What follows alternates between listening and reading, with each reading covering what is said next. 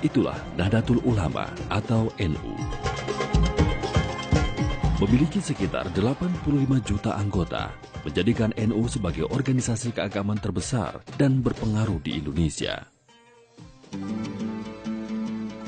Sejak berdiri tahun 1926, NU telah memainkan peran penting dalam sejarah Indonesia. NU adalah salah satu kunci dalam pembentukan Negara Kesatuan Republik Indonesia dan perang mempertahankan kemerdekaan. Kiprah dan nama besar NU tidak dapat dilepaskan dari sosok seorang ulama terkemuka, Hadratus Syekh Kiai Haji Muhammad Hasyim Asy'ari. Dialah pendiri NU sekaligus maha guru pesantren di Indonesia.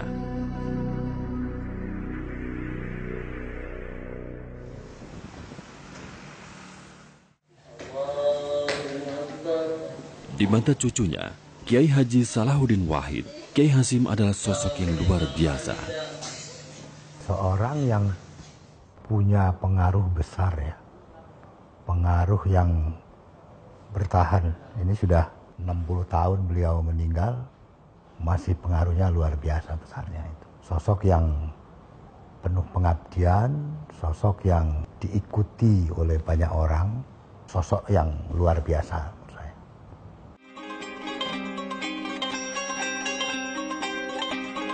Kiai Hasyim lahir dari keluarga ulama.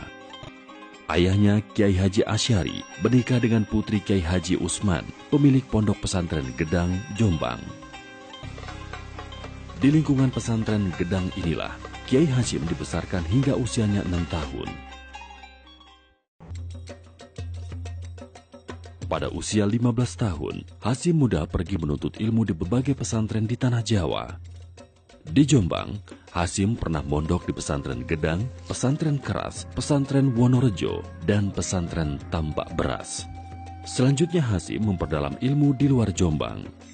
Mulai dari pesantren Wonokoyo di Probolinggo, pesantren Langitan di Tuban, pesantren Kademangaran di Bangkalan, hingga pesantren Siwalan Panji di Sidoarjo.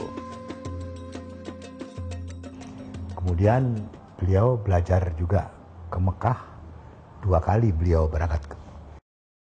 Selama berguru di Tanah Suci, Kiai Hasyim mendalami ilmu hadis. Dalam catatan perjalanan yang ditemukan terselip di antara kitab-kitab di perpustakaan pribadinya, Kiai Hasyim menuliskan alasannya memilih ilmu hadis sebagai spesialisasi. Tahun 1899, Kiai Hasyim kembali ke tanah air. Dia kemudian mendirikan pesantren di kawasan Tebu Ireng yang merupakan kawasan perkebunan tebu dan pabrik gula. Warga Tebu Ireng yang kala itu mengalami kebobrokan moral menolak kehadiran Kiai Hasyim dan pesantrennya. Warga melakukan berbagai cara untuk mengancam keselamatan para santri dan keluarga Kiai Hasyim. Namun sikap Kiai Hasyim yang lemah lembut dan suka menolong, lambat laun merebut hati warga Tebu Ireng. Santrinya pun terus bertambah, seiring meluasnya kabar mengenai kepiawaian Kiai Hasyim dalam mengajar.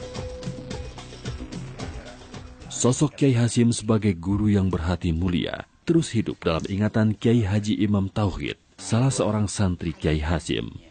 Kalau membimbing anak yang madruroh, orang yang fikir, senang memberi makanan dan minuman dan pakaian.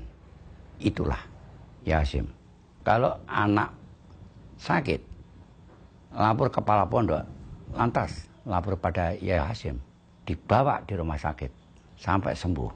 Tidak ada biaya lain kecuali Kiai Hasyim sendiri. Meski memegang tradisi lama, Kiai Hasyim tetap terbuka pada berbagai perubahan. Dia menerima usulan dari putra dan kerabatnya yang lain untuk menerapkan sistem kelas yang berjenjang di pesantren Tebu Ireng.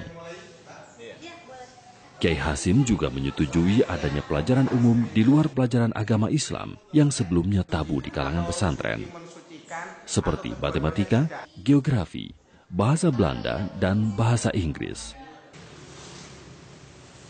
Di rumah inilah Kiai Hasyim Asy'ari mendeklarasikan berdirinya Nahdlatul Ulama pada tanggal 31 Januari 1926.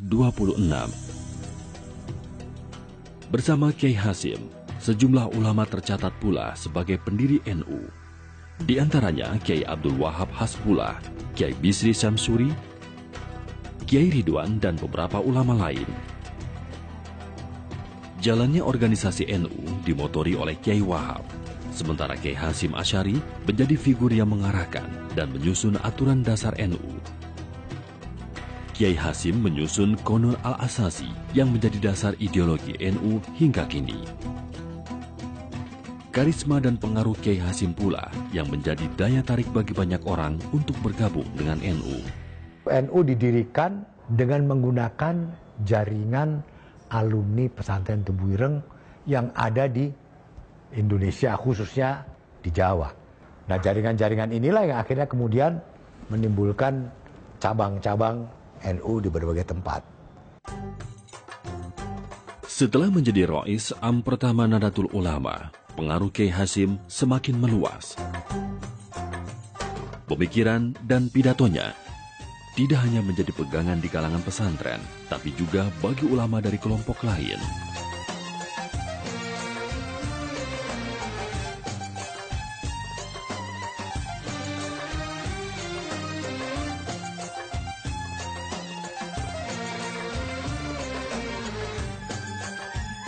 Buah pemikiran dan seruan Hadratus Syekh Kiai Hasim Asy'ari bahkan tetap relevan hingga masa sekarang.